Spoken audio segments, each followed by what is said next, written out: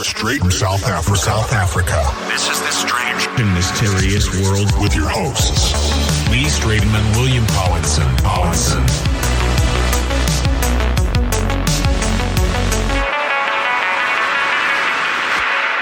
Welcome to Strange Mysterious World. This is Lee and William. We are continuing with our discussion with DW Pasulka's next book, Encounters. Yeah. Well, good evening. How's it going? Good, man. How's it going, Lee? Yeah, I like it. Right. So where do we leave off? We're chatting about book one. We're now heading on to book two.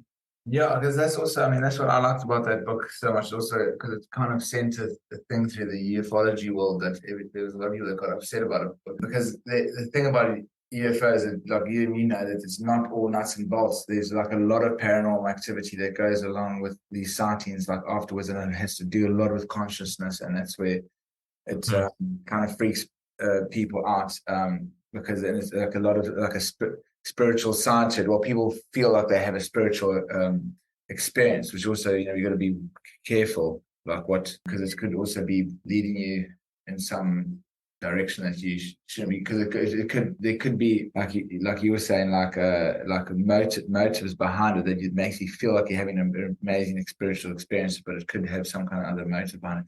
But anyway, what Diana brought to it was to because she comes from a Catholicism background. She's got a PhD or whatever in Catholicism. She lectures it or whatever, and so she brought the whole thing that people were seeing these things in Catholicism, and bring it to the priest. They were seeing these entities, orbs, like balls of light, what we call orbs today. They were seeing these thousands and thousands of years ago, and then they were going to the priest and everything, and they were saying, no, it's angels, it's demons, it's whatever. Seeing like grey aliens, stuff like that, and coming to the priest, and they're like, no, that's a demon, whatever. And as you said, there's a lot of the time it probably was extraterrestrials or interdimensional beings or whatever they were, but they all categorized as angels. And that's what Diana, when she brought that out into the ufology world, everybody was like going crazy, like thinking, it can't be the Bible and, with demons and angels and stuff like that, which I thought was very interesting how she brought that angle to it, which was really great. But also talking about the synchronicities, because in her latest book now, and she just released like a few days ago, called Encounters, she goes on about synchronicities a lot in that book, but also because she actually didn't believe in them at all. Like you shouldn't take too seriously, just let it be or whatever. But when she was doing her research, because she was researching a few other people that had encounters in a new book, and the one that was also a very high-leveled NASA scientist was telling her about this encounter that he had, where he woke up in the middle of the night and there was a being that was just right in front of his face. He goes by pseudonym Grey Man. And he goes by the name Grey Man because when he spoke to Pasulka, he said that he hates people on social media, like showing their faces and bragging about what they're doing. He's not on social media. He despises it. He despises having like an identity or whatever. So he got the name Grey Man.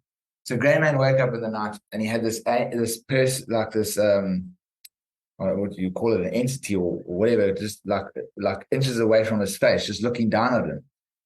And he got such a fright and he had such adrenaline going through him, like looking at this being in front of him. But all of a sudden he got overwhelmed with such a sense of love and awe for this person that he actually wanted to give him a hug. And the person said to him, well, you can't hug me because you'll hurt yourself. And he said, why? And the entity said, because I've got a sword. And then he looked down and he could see that he had a sword. And if he actually hugged him, it would have pierced him. Right. And he said that this being, the hair was glowing like light, and the whole room actually lit up like light. It was like the whole room was this being was glowing. And he says he couldn't understand why. And he felt such an awe about this entity, that he had such power that he could have just killed him with his will. Like, why would he be wielding a sword? Like, he just found it so weird. It sounds like Michael, the Archangel Michael, that people see quite a lot. It sounds like that, yeah. So that's exactly. So then Pasulka said, "Oh, you saw Archangel Michael," and he was like, so shocked. He was not shocked. He was just like, oh, okay. He thought he was like, she was just placating him, just being like, okay, obviously she's just trying to relate something to make me feel good about my story, whatever, and be polite. And then he went away, and then she said that then the next day she went to her local church, and there was this big statue of Michael that they just resurrected in the courtyard. And then she was speaking to her colleague, and she looked up on the shelf, and she saw another statue of Archangel Michael. All these synchronicities kept on happening around, and then and also Taylor, the guy from the first book, he suddenly sent her an email with like a whole lot of paintings that his friend had made of Archangel Michael, and the artist actually said to him, "Hey, can you please send these to Pasulka, because I was thinking of it when I painted them." So she started having all these synchronicities. She never believed in synchronicities, and now she's having them, and she's like thinking, okay, well, this is quite interesting. Then the guy, our grey man, phones her back like a week later and goes like, you don't understand it. This is freaking me out what you said about Archangel Michael, because I was doing a bit of my own research, and like I found some videos of some pictures and whatever of him, and it's exactly like the person I saw in that experience I had. And then he phoned again like another week later, and he said, This is really freaking me out about this Archangel Michael, because he says he had to go to the airport, and he went to the box where he keeps his passport, and he pulled out his passport. Underneath it was a prayer card, Archangel Michael prayer card. And he said he didn't know how it got in there. And then he said he was thinking for 20 minutes, like, how did this card get you? Where did he even get it from? He didn't even know where he got it from. And then he remembered, oh yes, it was from he had this friend that was psychotically like deranged, so much so that he actually got sent to like a prison, because like he was like he could be harmful to others. And his friend's mother phoned him and said, hey, can you please just come with me to see my son and just go pray for him? And he went there, and he actually he thought he was so awkward because he's in this maximum security prison, and like they can't get a private room or whatever. So they're in like this place where all the other inmates are, and now that he's got to pray for his friend. And he says he's feeling so awkward and like frightened and like doesn't want to do this. But anyway, so he puts his hand on his friend, and he starts praying with his mother. But it only lasted for like 2 minutes or whatever. And then when he took his hand off, his friend was in so much shock that he pulled his sleeves back, and he showed that all his hair was standing on end like electricity, like goosebumps, but the hair was standing on electricity. And the mother was like, looked at this and started crying. And while he's praying, he says he's getting this huge, intense burning in his heart, so much so that he had to like stop, because like the sensation of his heart was too intense. And that's when the electricity of his arms went up and everything. And then the friend actually felt better after that, and like was actually doing very well. And then when the friend saw him next time, he actually gave him the prayer card, or the Michael prayer card. And that's where it came from. So anyway, so there was just like a whole bunch of synchronicities that Pasulka started like questioning her like belief on the synchronicity, because there was quite a nice string of them that happened after that incident. The synchronicities, I promise you, my brother-in-law sometime back, he was going through a bit of an issue with his wife, which they're now divorced, but quite a heavy Christian, didn't believe in divorce. He was like, no, I've got to get a sign from God that I can't divorce her. I've got to get a sign from God. And I'm saying, dude, just look out for the messages. The messages are around you all the time. He obviously didn't see it. Eventually it kind of came through. But the thing is, you've got to be on the lookout. And I think a lot of people are blind to it. A lot of people can't see it. But when you're awakened, it's around you all the time. You just got to follow those paths. Yeah, but synchronicity. Now you say that, like I actually didn't. Also, it was totally oblivious to it until I started actually meditating, but like constantly, like twice a day, every day, for like after like 6 months. Then I started noticing like so many like synchronicities, numbers that keep coming up in certain sequences all the time. So yeah, as you say, you got to break your mental awareness into another state that you can actually like recognize these patterns or signs or whatever you want to call them in your life. And so it brings you back to the thing about, with the whole fluoride and like people, the puppet masters and all of that trying to control us, that they put us in this state that you can't actually notice these things until, like you start meditating or actually doing something, prayer, meditation, whatever you want to do to break through those kind of that consciousness we've been trapped in, to start seeing these things. And that's also another thing that Pasulka also brings up in her new book, is also the cave of Plato, because she never really, because the thing is that she in a new book, she follows a lot of like mainstream scientists, like big guys that are like, and women that are like very well known in their field and that, and all of them are saying that they are getting messages from like not their own messages, it's from other source of information from outside source, an outside source that is and that's why they're so successful and why they all their brilliant ideas in that. And there's all certain protocols that they follow, like meditation. I mean, a lot of them have like a kind of, it starts at a very young age and they think it's like a normal thing until they start seeing it. Actually, no, not everybody has this ability or whatever. So that's quite fascinating. But with it, old Tyler, that one, that the same pseudonym from the first book, he's in the second book, and he says that there's, and also he's one of the people that gets messages, and that's why he's so successful. But he says that there's God, there's angels, then there's the ETs, then there's people in the intelligence communities, then there's humans, and then there's animals. Yeah. So we're low on the scale. Yeah, so that's the hierarchy, and he also, like you see, he works for NASA and all sorts of very high clearances in the intelligence communities, and that for him to say something like that. And then, before you move on, before you move on, there was actually something that he mentioned in the first book about how he's actually been receiving synchronicities. The first thing is he cut coffee out completely. yes, in the first book, he actually stopped drinking coffee completely. He was drinking water mostly. Alcohol, he dropped drastically. He would have on occasion, but not very often. And he would get at least, say, he said he followed an 8 and 1. So he'd sleep for 8 hours. He'd wake up and then he'd go back to sleep for another hour.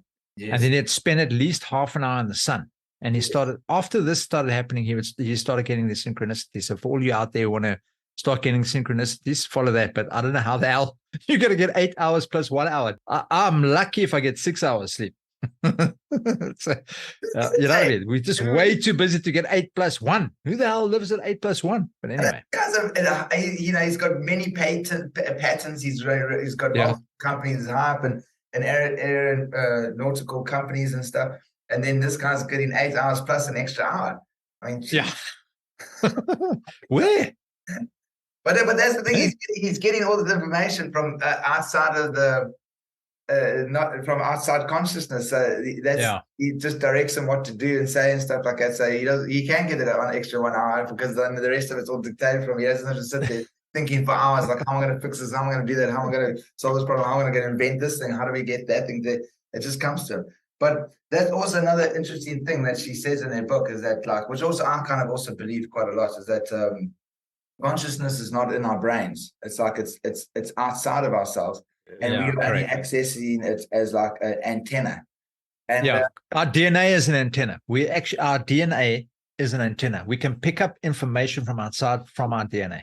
100%. Yes, and also that's another such an interesting thing. See that she spoke about in the book, epigenetics.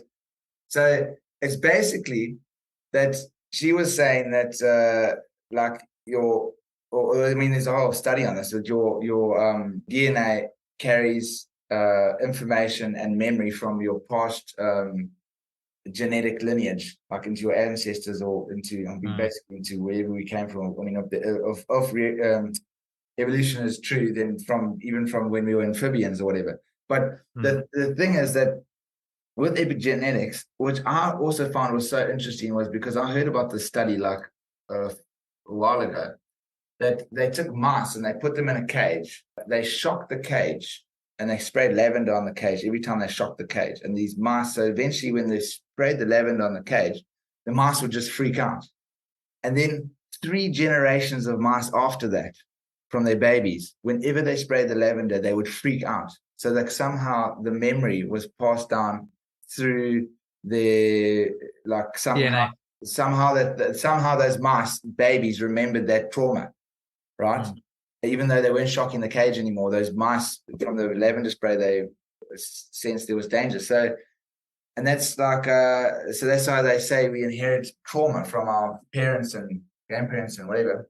And this because I've been doing a documentary on past life regression therapy. Should probably do an episode on that as well. So like I was totally sold on I mean, all of my spiritual endeavors, like everything, I've been dabbling in Buddhism and Hinduism and doing lots of meditation and following lots of different movements, and then it always came back to reincarnation, and I completely started believing it. The problem with that, though, because I do believe in reincarnation, the problem is if epigenetics is to be believed, the possibility that you are remembering something from a past life is not actually past life; it's a past life of your ancestor. Yes, it's been passed down through your DNA. Yes, exactly. That's what is. I've also come to kind of a conclusion about, because we will do another episode on Stephen's work and children that remember their past lives and all of that stuff. Because I think that's for another day. So I'll just keep it short. So you were saying that. Well, we're talking about synchronicities, and we're talking about where the guys were experimenting with epigenetics. Yeah. You said with DNA and DNA being a receptor of. So to come back here, so consciousness is out of ourselves, and we just like we antennas that we actually getting this like our feeling of who we are and whatever is actually outside of ourselves, and we are just antennaing it into ourselves, and that's how we. And that's why I think through meditation and prayer and rituals and stuff, you can actually access more of that. And she was saying that that's all wisdom is out there. I mean, there's a lot of philosophers and everything that believe this, and you read about it all over the place. But so we can actually access so much information that's outside of ourselves, and knowledge and things. You just got to find like some kind of way to get to it. And that's where that one AI lady that she was interviewing, or she's researching, that has had these experiences of downloads and stuff, and that's why she thinks she's so successful in the AI company. In this AI company, she says that it's actually just a natural thing. Like she says, AI is a natural thing, just like language and writing and all of those are natural. Us building AI is a very natural process, and it's part of what our evolution should be. And it's also quite funny because you hear Joe Rogan always going about like, yeah, that's why he thinks that's us like going from the caterpillar to the worm, because like how ants just build an ant mound. That's probably what we put on. We earth beings are like, that's what our purpose is. We just like the ant builds the ant mound, and they don't even know what they're doing. We're just building AI because that's actually what our next existence is. But this AI. What are you trying to say? So this chickie, is she trying to say that our evolution is from human being to become artificial intelligence? Yes, that's what she's saying. Really? Also, she says that artificial intelligence will get so sophisticated, it will be able to access this sphere that's as the intelligence out there, that information. So like we could get that anyway through, like, if we do, 20 years of meditation or some kind of breath work or listening to vibrations or whatever, we could tune into it. We can tap into it because she was saying that there is a natural internet that you can tap into through natural ways, but there's also the artificial one, and we're going in that way because we're not reaching the one that, we only certain amounts of us are reaching that natural one. But now, so it's like a hack. It's a quicker way of getting to the higher dimensions, if you want to call it. Yeah. Yes, I'm worried about that world. I don't know. It's like if you're relying on machines to take you to, now we're going back into the bloody, we spoke about it, I think, in the first one. We're talking about Terminators and stuff. If we're relying on machines to take us into the future and we're not relying on ourselves, we are heading in a pathway where I think might be not great.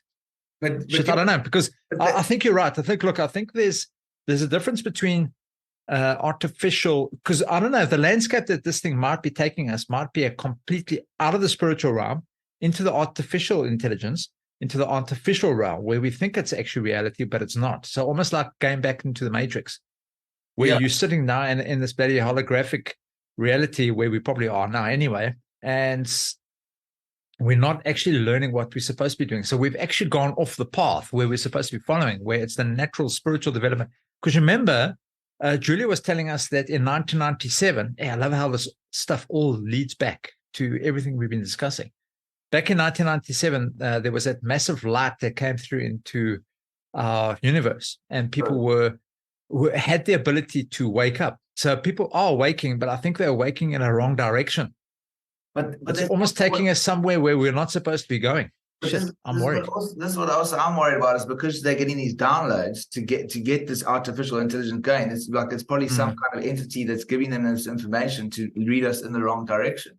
So she's probably being controlled and manipulated to go on this AI mission, and it's been completely orchestrated from entities and that are not in our control to like manipulate us in that direction.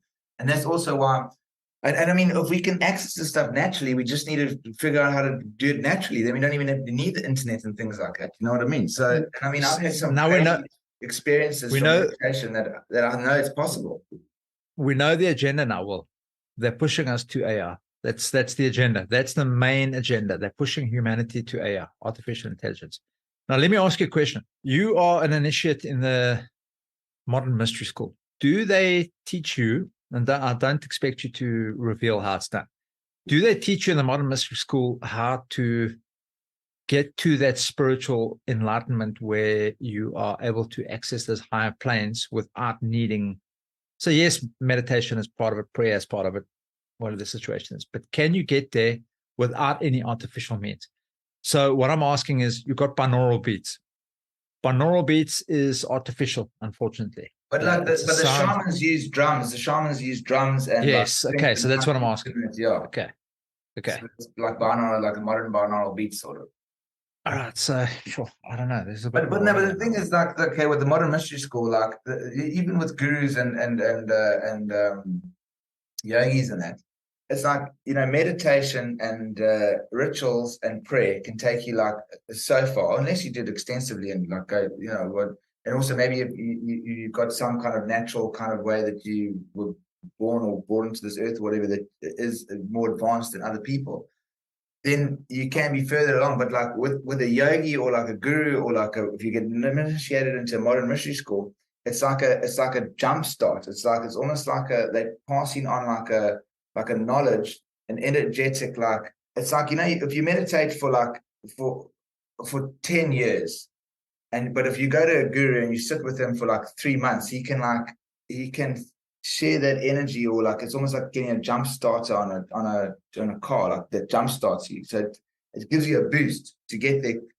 So instead of meditating for 10 years, now you've got that in like a few months because you've been jump started by a yogi, because he's initiated you, or still passed on this like kind of an energetic like wisdom or knowledge or healing. The path. You've been shown the correct path. Instead of flailing around in the dark, you're not sure what the hell you're doing.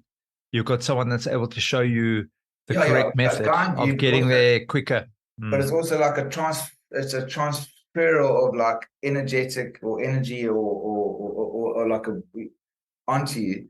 That and that's also in Pasulka's new book. She also mentions that also, like with the whole UFO thing, the people that actually really know what's going on, it's actually been initiated. You get initiated into it because none of it's written down. It's called a pencil up approach.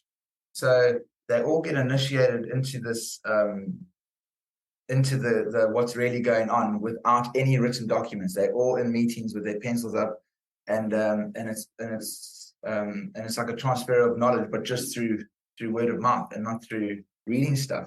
And then she goes into a whole deep thing about how that like even in Socrates and Plato was against writing in the past, because they said it's the technology of writing will introduce forgetfulness into the soul of those who learn it. They will not practice using with their memories, because they will be put.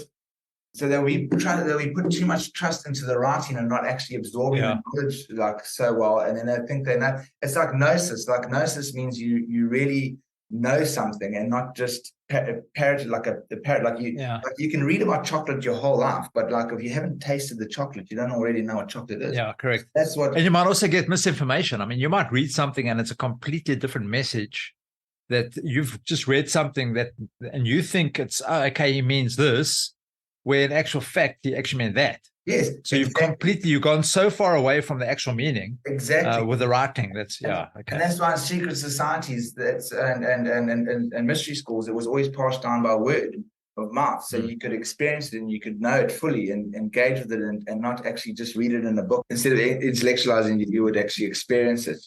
And then you would actually know the real gravitas of what's been taught, and not just like a parrot that you. And also, look, I think there's a difference between communication verbally and communication verbally with action. So if I just go and tell you, you need to go and do this, that, next thing, I haven't shown you how to do it. It's just it's a verbal communication. I can guarantee you 2 generations down the line, you've probably lost it. You actually don't know. You're the second generation down actually has no clue of what you're doing.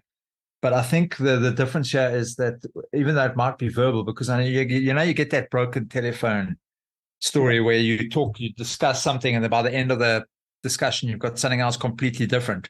I think with regards to the verbal thing, I think it's verbal and action. So if you get taught how to do something, and you get shown how to do it, and you actually follow the process of this actual whatever it may be, and then you pass that on and you do the same thing, I think that is the way to do it. I think with the mystery schools and with whatever it may be, the mysticism or the mystic things that happen in the world, and people get past the knowledge, I don't think it's just a plain old communication. I think it's the actual process of how to do something and how to unlock an ability or unlock the understanding or the knowledge via certain processes. It's not just the verbal discussion on how it's done. I think that's my opinion. Yeah, that's totally correct. Yeah. Gee, so what are the other things in this book that I found quite interesting was, so that also just brings me to another thing about was she goes on a lot about Plato's cave, and also, I mean, I've also, like, when I heard about Plato's cave, I never really knew. I mean, I really didn't take it. I took it for granted, but like after what's been happening over the last 3 years, and also from, countless years of meditation and stuff like that, and starting to see kind of like a bigger picture of things. I mean, that's why everyone's so angry, because they're not experiencing life like fully. I'm not saying like at all that I'm experiencing it fully, but it's like I am a lot more aware than I was like a few years ago. Was like, I was experiencing everything with these donkey blinkers on, and that's why, I mean, people on social media and that, they're getting so angry about these small, stupid little things, because they're looking at the world so narrowly, and like looking at so. Like they're not narrow-minded. They're not open-minded. Narrow-minded. Experiencing things that are so much more important and so much more like awe-inspiring than these stupid little things that we're all looking at on social media and bickering and fighting about. That's what, like, Plato's cave. She keeps on going about Plato's cave, and it's like, yes, there is, like, Plato's cave. Like, everyone's tied up and they've seen the puppets, like the shadows of the puppets on the wall, and that's what everybody's experiencing. But then there's this whole world outside there that no one's like, and there's something keeping us just watching the puppets, and not keeping us in the shadows, because that's all we really know what reality really is. And so one of us breaks free and sees like a bigger picture or something else that's so amazing, and they come back to tell everybody, and then that person gets totally discredited, like murdered, like platformed, like they just get like totally like annihilated and want to get killed or whatever. I mean, like, and it's throughout the whole ages, not just what's just been happening in the last 3 years. And it's like, and she says there's something that is keeping us like in the state of Plato's cave, like through social media, everything. Like, she also explains it, like there's in a book that, that cell phones, it's a weapon. It's like it's a weapon of like mind diseases into the minds of everybody. And it's a social control, and it's like a weapon. That people in higher elitist status are using against the public to keep us all dumbed down, angry, and in our Plato's cave. So she goes on about that, and then also another thing I found was synesthesia. She interviews like a lady that is talking about synesthesia. Now, when I first heard about synesthesia, I thought like, okay, you know what it is? It's just it's the academic world finally coming to the party, realizing that psychic abilities are real, and now they have to call it something that makes it not sound woo-woo or psych. Like all of a sudden, like the people that held the narrative of the UFO thing, all of a sudden when they came out and they told us, okay, it is actually okay to talk about the UFOs now, but now we're going to call it something different so that we can talk about it, and they call it UAPs. So that's what I kind of thought was happening in the academic world. It was when people started coming, seeing that, okay, psychic abilities and things are real. and now we can, because the academics are telling us that we can talk about it now, let's just label it something else and call it synesthesia. But what actually synesthesia is that when people see like they hear a sound, they see it as a color, or they feel like a burning sensation and they hear it as music. So they're getting their senses wired wrong, or not actually wrong. It's actually a gift, because people have extremely good memory and stuff like that when they have synesthesia, and it's like a thing that's been documented, and it's a thing in psychology now. It's called synesthesia, and people have this. It's actually, I consider it a special ability. But now there's a scientist that she was talking to in a book that's actually showing how she can actually get babies to start actually learning this thing. So it says that if you stroke a baby and you play it a certain sound, it'll start the brain, because the baby's so open to all of its senses, it can't actually put them in boxes yet. So like now, if it's feeling something and hearing a certain sound, it'll start like hearing the sound as the feeling, or the feeling of the sound, or like she'll play like the noise of crickets and like have a certain pattern playing on the screen, and then that pattern will be in the baby will realize that noise that it makes a pattern, and then it can start seeing patterns around it. So when it starts hearing noises like that, it can start seeing like almost like sacred geometry, almost around, and it can pick up like kind of a psychic kind of phenomenon, which I thought was very interesting, that they're actually starting to try and teach children how to get these abilities or whatever. Yeah. So that kind of brings something else through. Now that you're mentioning that, I think to a certain extent, I think we all have that ability. Well, look, we do have the ability, but I think especially with music, if you you might have had a thing where you break up with your girlfriend, and then you get that synchronicity where you got the song that comes on the radio that says you've just had a big breakup, and it's like you're feeling sorry for yourself. It kind of always syncs. When you've had a bad time, you got the song that comes on the radio that seems to point at you and says, "Hey, I've had this bad time." The actual song itself makes you feel like so depressed. You know what I mean? So it's like the actual. So I think this is what you talk about now, where this comes in. So where the actual lyrics are all like really sad, where the beat in the background is so sad, and you start crying all the way home. You know what I mean? Because it's affected you, and it's affected your senses. Obviously, sensing that your sense there would be like your emotional type thing. So I think we all kind of experience it, but I think it's very interesting what you're saying, that they're trying to teach younglings how to access an ability that's probably innate in all of us, with regards to, because you must remember we've all had it. But like I told you, yeah. The thing is that she was actually saying that that's probably how when we were like the indigenous people of South Africa, like the Bushmen, or like the Native Americans, whatever, like we all actually were like this. Like we actually were like this before technology and everything took us away, and that's why we've completely, our senses have changed so much that it makes us so out of tune of nature.